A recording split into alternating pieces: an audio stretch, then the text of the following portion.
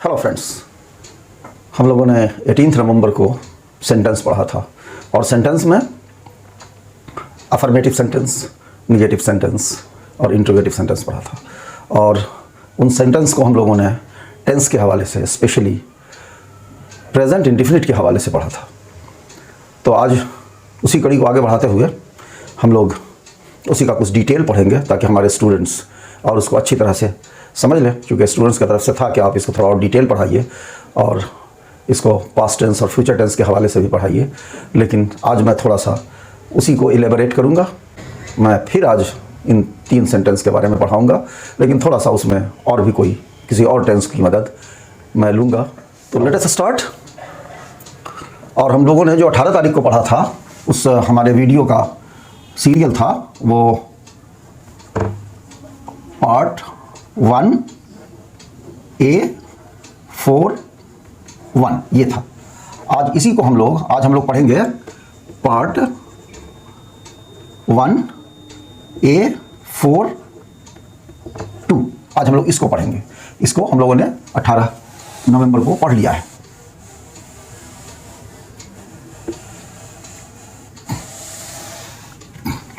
आज हम लोगों का जो सीरियल नंबर होगा वीडियो का वो यही होगा, पार्ट 1A42।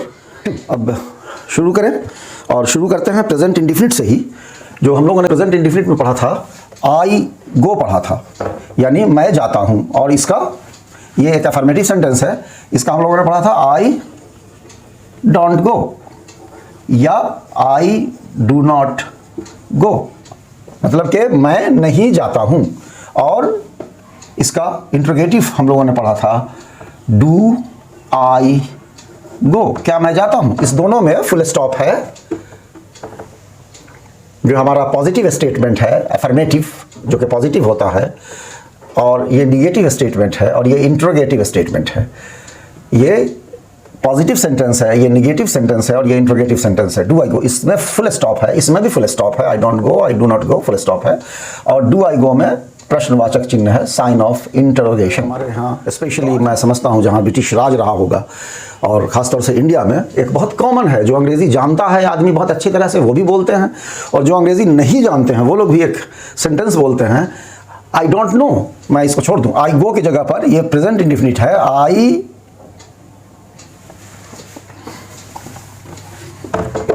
एक बहुत कॉमन चीज़ है। जो अगर निगेटिव बोलना होता है तो लोग बोलते हैं आई डोंट नो, कि मैं नहीं जानता हूं। अगर कोई आदमी अंग्रेजी बहुत कम भी जानता है, उससे आप अगर कुछ पूछिए, या कोई कभी वो हिंदी बात में भी अगर वो कुछ नहीं जान रहा होता है और वो अंग्रेजी भी नहीं जानता है, लेकिन वो इतना ज़रूर जानता है कि मैं अपनी बात को जवाब नहीं दे पा रहा हूं, मैं उसको नहीं जानता हूं, तो कह देगा आई डोंट नो।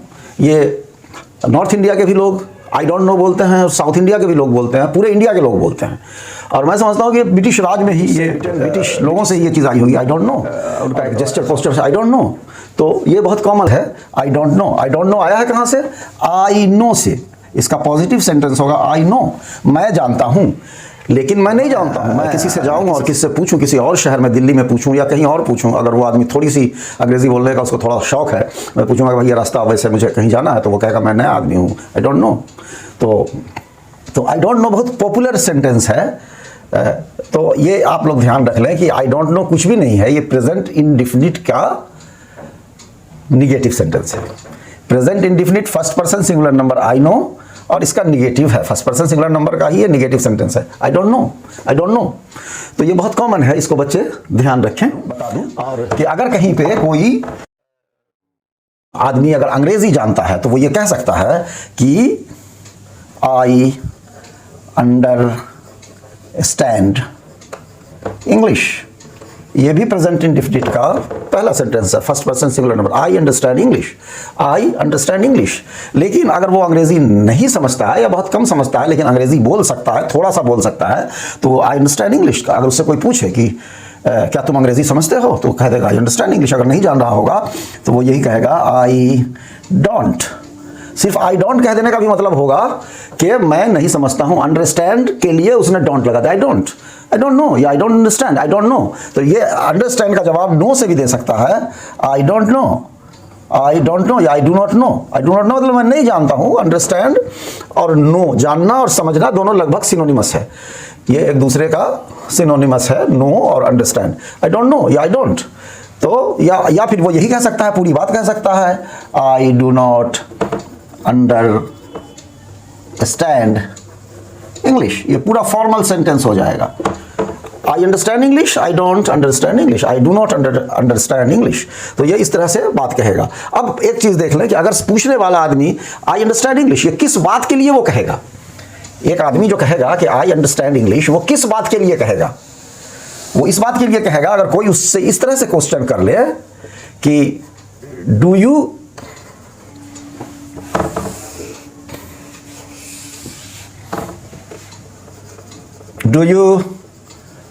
अंडरस्टैंड इंग्लिश,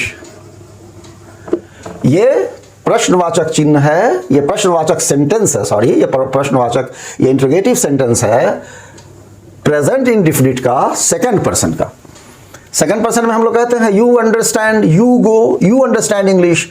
अगर कोई आपसे पूछता हो या हमसे पूछे कि डू यू अंडरस्टैंड इंग्लिश, तो या तो हम उसको जवाब देंगे आई अंडरस्टैंड इंग्लिश, हम लोग जवाब देंगे आई अंडरस्टैंड इंग्लिश, या हम लोग जवाब देंगे आई डोंट, मैं नहीं जानता हूँ, आई डोंट नो इंग्लिश, या I don't understand English, I understand English. या अगर मैं नहीं जान रहा हूँगा तो हम जवाब देंगे आई डोंट अंडरस्टैंड इंग्लिश, या हम कह देंगे आई डोंट नो, मैं अंग्रेजी नहीं जानता, आई डोंट नो। आप अंग्रेजी समझते हैं? नहीं, मैं अंग्रेजी नहीं जानता, आई डोंट नो इंग्लिश, या आई डोंट अंडरस्टैंड इंग्लिश, तो ये जवाब देगा आपको।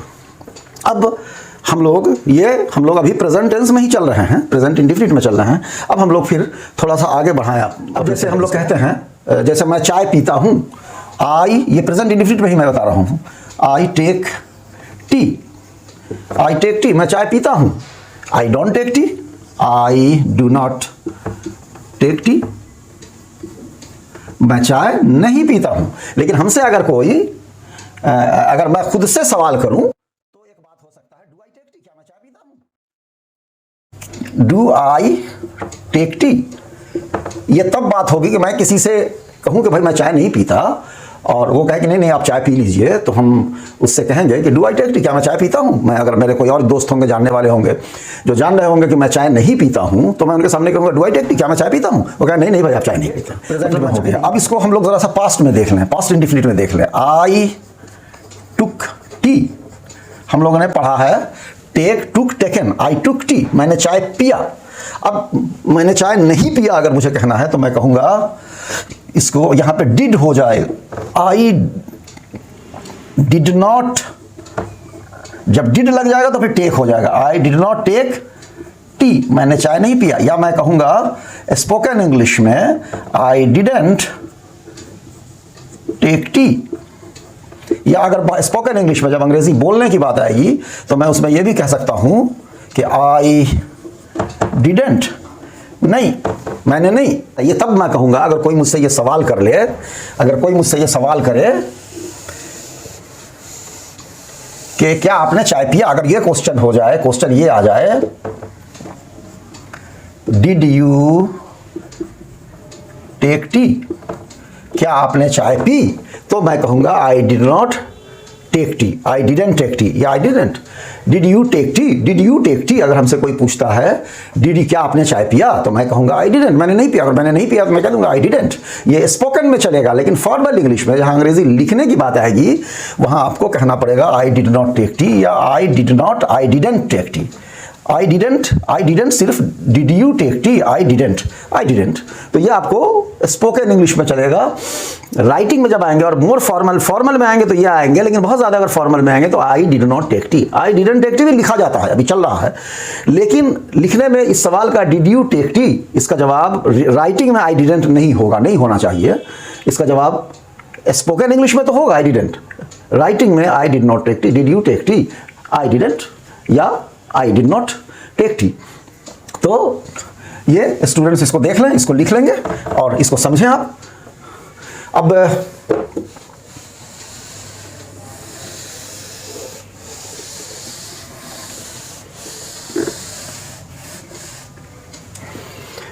तो अब हम जरा फ्यूचर का भी एग्जांपल दे दें। फ्यूचर का एक एग्जांपल मैं दे देता हूं, आई शैल गो। तो फ्यूचर में ये होगा आई शैल नॉट गो, इसका निगेटिव सेंटेंस होगा आई शैल नॉट गो। और इसका इंट्रोगेटिव हो जाएगा शैल आई गो, क्या मैं जाऊंगा, मैं जाऊंगा, मैं नहीं जाऊंगा, और क्या मैं जाऊंगा। तो एक चीज मैं बता दूं आप लोगों को, निगेटिव में हम लोग कभी कभी नो का इस्तेमाल करते हैं, निगेटिव में कभी नॉट का करते हैं। और एक बड़ी मजेदार चीज ये है कि इसमें नेवर का भी करते हैं। नेवर पूरे सेंटेंस को निगेटिव बना देता है, नेवर जो है पूरे सेंटेंस को निगेटिव बना देता है। जैसे हम अगर ये कहें, कोई आदमी कहता है, अगर हमसे कोई पूछे कि do you take tea, do you take tea, ये अगर सवाल हो जाए या अगर क्वेश्चन हो जाए तो इसका हमारा रिप्लाई क्या होगा, या तो होगा नो, अगर मैं नहीं पीता हूं, नो आई डोंट, या आई डोंट टेक टी, या I do not take tea. Do you take tea, no I don't, मैं चाय नहीं पीता, no I don't, no I don't, I don't take tea, तो मैं चाय नहीं पीता। तो डू यू टेक टी, अगर कोई हमसे ये सवाल करना चाहे अंग्रेजी में कि क्या आपने कभी चाय पिया है, ऐसे भी कुछ लोग हैं जो चाय शायद अपनी अकल में या बहुत दिनों से नहीं पिया उन्होंने, तो चाय के लिए तो ये बात आमतौर से अभी के ज़माने में कम होगी, लेकिन दूसरी चीज़ों के लिए हो सकता है। अगर एक आदमी, हाँ, तो हम लोग जैसे हम लोग किसी से अगर पूछना चाहेंगे कि क्या आप चाय पिएंगे, तो आमतौर से हम लोग पूछते हैं, ऐसे भी पूछ सकते हैं, विल यू टेक टी, ये क्वेश्चन होगा, विल यू टेक टी। लेकिन मोस्ट फॉर्मल क्वेश्चन होगा, और ज़रा बेहतर तरीके से अगर अंग्रेजी में हम लोग क्वेश्चन करना चाहें तो विल यू टेक टी से बेहतर हम लोग उनसे क्वेश्चन कर सकते हैं। ये एक अच्छा क्वेश्चन, इससे भी अच्छी तरीके से would you take tea, would you take tea. या हम लोग इससे भी थोड़ा अच्छा फॉर्म में अगर क्वेश्चन करना चाहें किसी को बिल्कुल अदब के साथ और पूरी इज्जत और सम्मान देते हुए, तो हम लोग ये कहेंगे किसी और बड़े आदमी को, अगर किसी अपने टीचर को, प्रोफेसर्स को, या किसी भी सम्मानित व्यक्ति को हम लोग अगर करेंगे, तो इसको और एक फॉर्मल वे में हम लोग इस तरह से भी पूछ सकते हैं कि would you like to take tea. ये बहुत सम्मानित सेंटेंस है कि क्या आप चाय पीना पसंद करेंगे। किसी से अगर पूछा जाए कि would you like to take tea, क्या आप चाय पीना पसंद करेंगे। और अगर हम उसके साथ कुछ और भी उनको और ज़्यादा इज्जत देना चाहें, तो हम लोग इस तरह से उनको सवाल कर सकते हैं कि sir, would you like to take tea. ये बहुत ज़्यादा, मतलब बहुत ज़्यादा ऑनर देने के लिए, बहुत ज़्यादा सम्मान देने के लिए, sir would you like to take tea, इस तरह से हम पूछ सकते हैं। फिर वो जवाब देंगे कि yes I shall take tea और I shall not take tea, वो उनका जवाब है। या आपको अगर किसी ने सम्मानित किया है, तो आप से अगर पूछा जा रहा है कि sir would you like to take tea, तो आप कह सकते हैं कि yes I shall take within 5 minutes, है ना। आप 5 मिनट के बाद हम पी लेंगे चाय, हम चाय पियेंगे, I shall take tea after 5 minutes. और आई शैल टेक टी, अगर उनको फ़ौरन आपको पीने का मन हो, तबीयत हो कि मैं फ़ौरन चाय पी लूँ, आई शैल टेक टी। अब इसमें एक चीज़ मैं और आगे जोड़ दूँ,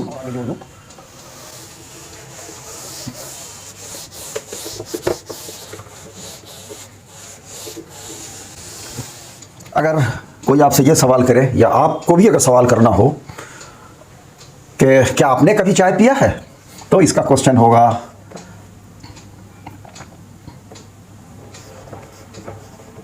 have you ever taken T.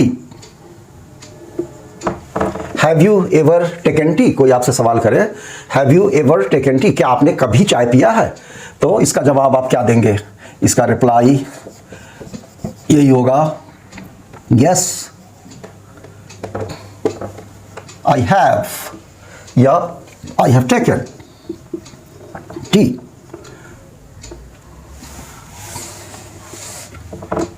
Yes I have taken T. अब ये चाय के मामले में लग रहा है कि ऐसा भी कोई आदमी हो सकता है जिसने चाय कभी नहीं पिया हो और उससे इस तरह का सवाल किया जाए कि have you ever taken T. लेकिन ये सवाल दूसरे मामले में हो सकता है, जैसे मैं आपको बताऊं, have you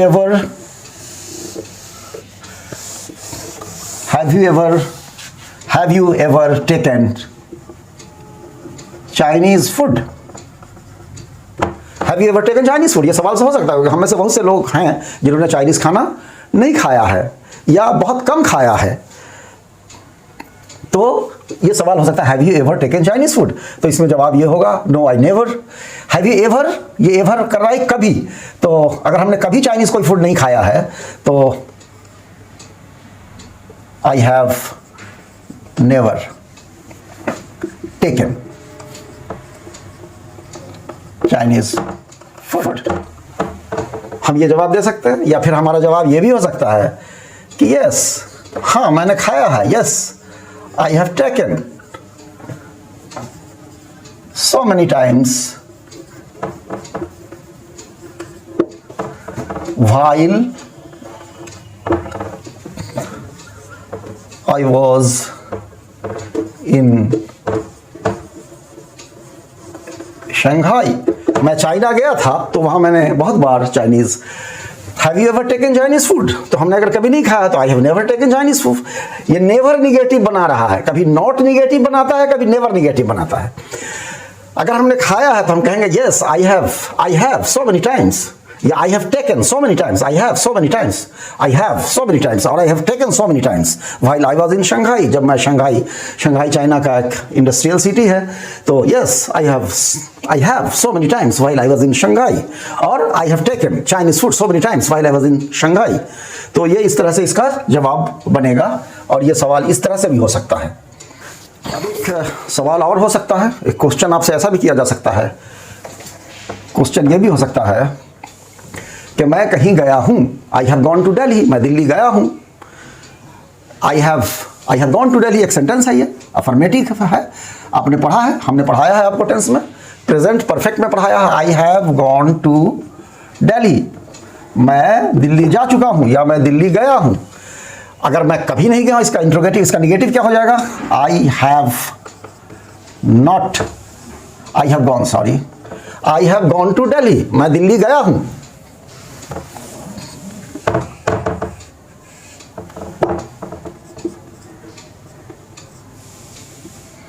I have gone to Delhi, मैं दिल्ली गया हूं।